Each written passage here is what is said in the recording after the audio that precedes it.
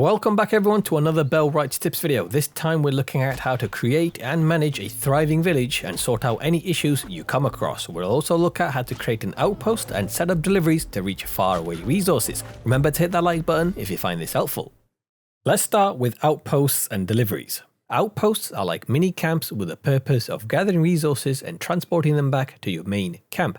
The biggest advantage of them is that resources are automatically transported back, so no one needs to slowly walk back. And they're relatively low maintenance. You'll need to provide food for the workers at the outpost, but you can just deliver the food from your main camp. That way you won't need to waste any time building food sources. To start an outpost, the first step is to choose a suitable location. If you're like me and have built your base around here, you won't have quick access to river reed and tin ore. You could get the forager to collect some tin ore off the ground, but that's not sustainable in the long term.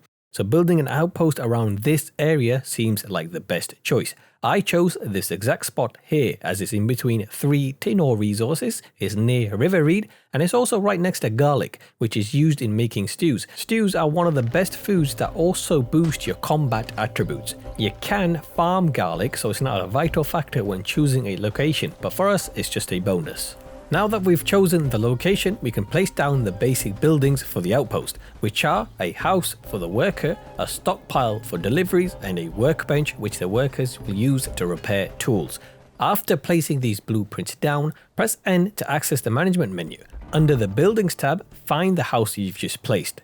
Then click the bell icon to create a new outpost and name it. Now the outpost has been created. Assign the stockpile and workbench to this new outpost as well using the same method. Sometimes buildings in close proximity get assigned automatically, but sometimes they don't, so always double check. Once the stockpile has been built, we can set up the deliveries. Press N to open the menu and cycle the location using these arrows to the outpost because that's the place creating the order. Then go to deliveries, type in the resource you want, the amount and where it's coming from. In this case, it's our main base.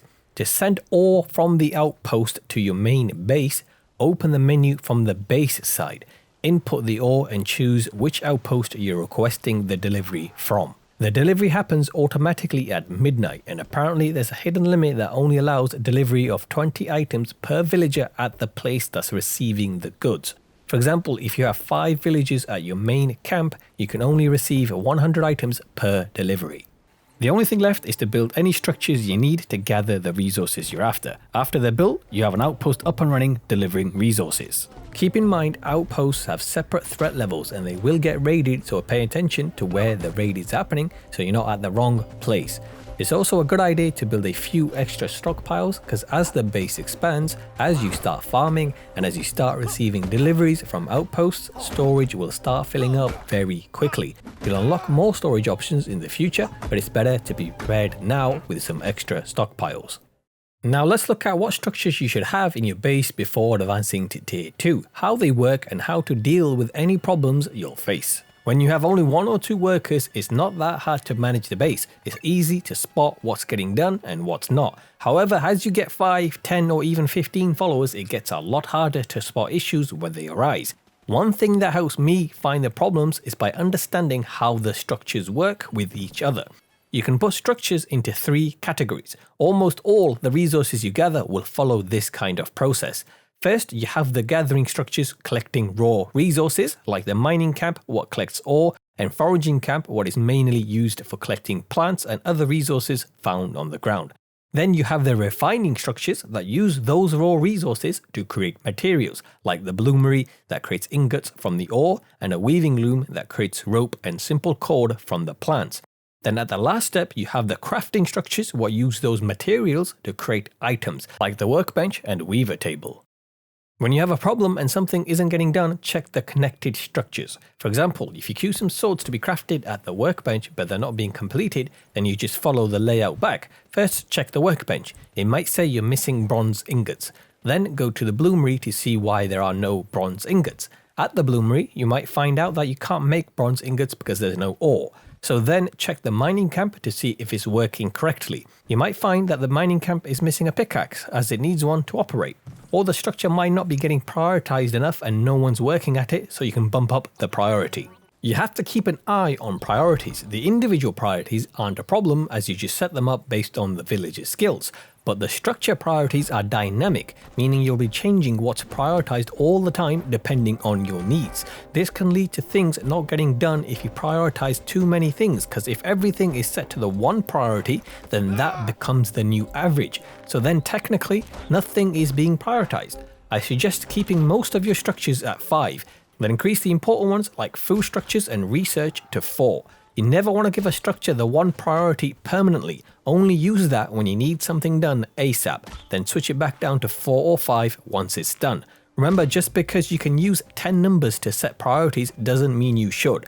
If you're struggling to get the hang of the priority system, then use my method and only have 3 levels of priority, 1, 4 and 5. 5 is the average, 4 is for things that are slightly more important like food, and 1 is used when you need something done quickly. Just following and using these simple methods will solve most of your resource gathering problems, and it doesn't take long as you don't need to run to each structure. Use the town management menu by pressing N. You can access everything to do with structures, followers and priorities from this menu.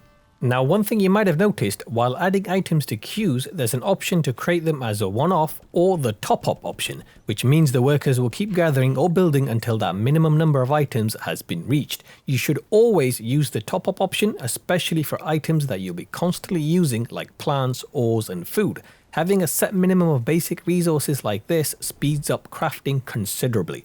And remember to adjust the minimums as the base grows. But be mindful of how many workers you have. If you set a resource minimum of like 50 and have only 2 workers, it will take them time to gather them, and while they're gathering, other tasks at the base won't be completed. So set the minimums relative to your population so they're not stuck just doing one task.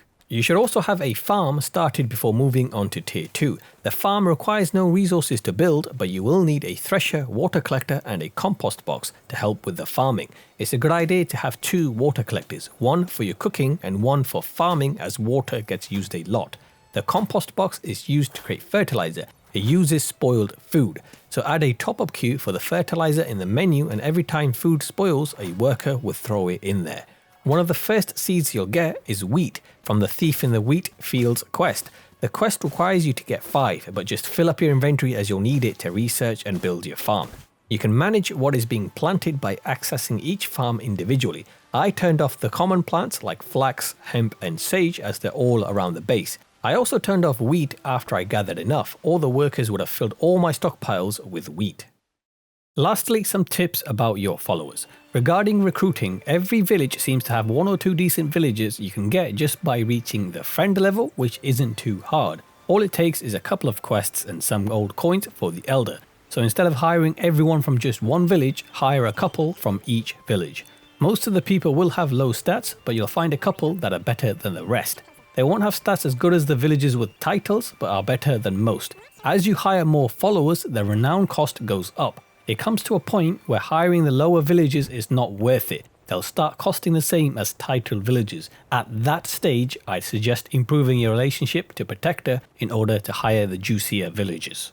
You should also provide every villager with some basic weapons and armor. I save the best equipment for the guards, the people most suited for combat. These are the ones you'll take with you when attacking camps, the ones on the front line, so the gear needs to be good. I give the rest of the workers equipment that's easy to make and doesn't cost much resources, but they all have some type of armor and weapons. As the game progresses, battles increase in difficulty, so it's a good idea to have all your followers ready to fight. It's also important to keep them fed. If you use call to arms or take them as a companion, they can abandon your group in order to search for food if they're hungry. This can leave you outnumbered. You should also create bags to increase inventory size for every single villager you have. They don't cost much to make, and they'll make your workers much more efficient. With all that information, you should have a thriving village ready to confidently expand into tier 2. Hit the like button if you found this video helpful, and consider subscribing for more Bellwright tips. I'll see you in the next one.